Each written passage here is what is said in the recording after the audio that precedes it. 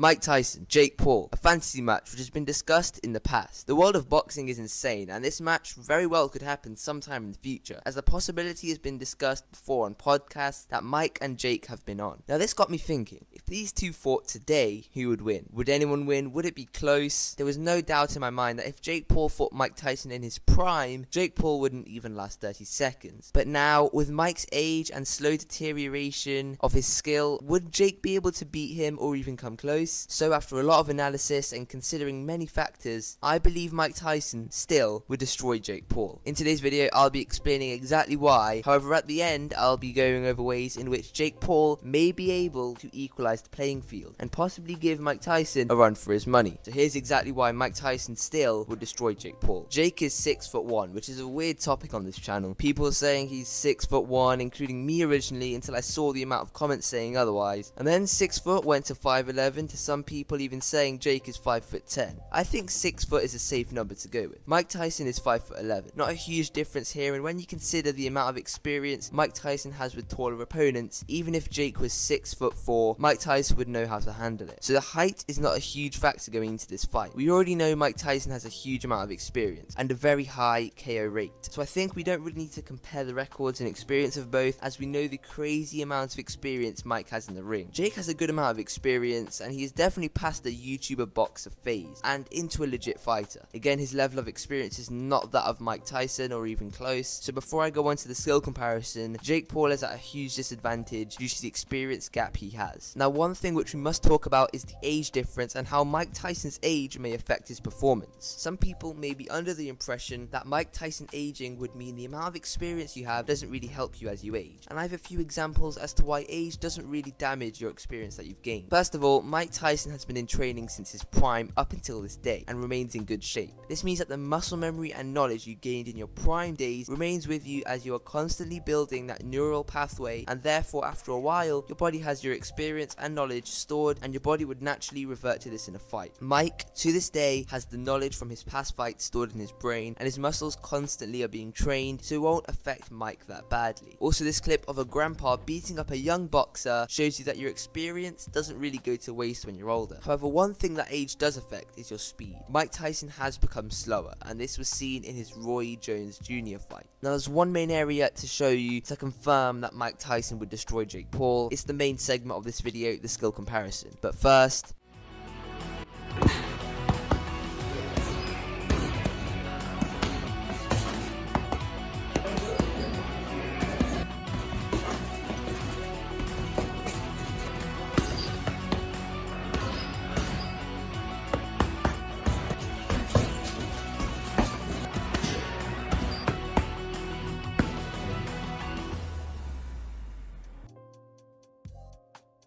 if you're interested in purchasing any of the products you saw in that clip, or any boxing, MMA, or general fitness products, head over to the top link in the description and get yourself some RDX equipment, the best boxing equipment out there. Back to the video. Now, the skill comparison. Mike Tyson is known well for his speed, and although he's slowed down as we talked about, he's still incredibly capable of landing significant shots effectively. One thing Mike Tyson does really well is constantly switch levels, head, then body, vice versa. And when Jake Paul boxes and gets pressured to his face, his hands, as they would do, go up, and he almost goes into a ball until the punches have stopped. Mike Tyson is great at taking advantage of this, and when Roy Jones curled up to protect himself from a headshot, Mike Tyson came down and gave him a powerful body shot. Silva even managed to take advantage of this and landed a good few combinations on Jake. Jake Paul under pressure is a mess, and combined with Mike Tyson's power, if Mike Tyson can land a shot, whether it's a headshot or a body shot, it will definitely slow down Jake Paul and possibly startle him. The body shots can be a nice way to slow Jake down and make his hands drop further in the late rounds. Now this is one aspect, but there are definitely more to look at. Jake Paul has a low guard. Mike Tyson's devastating body shots will tire Jake and make these hands further drop. Mike Tyson's power can be utilized here. Mike Tyson only needs to catch Jake Paul with one devastating shot to put him on the back foot. Let's explore this a bit. Mike Tyson is usually the aggressor in his fights, and Jake Paul is usually the prominent aggressor in his fights. What will this mean? Well, if these two stepped in the ring, there'd be a lot of back and forth, with times where Jake Paul is being aggressive and times times where Mike Tyson is being aggressive. Mike Tyson can withstand shots and has trained his neck to the point where headshots barely affect him.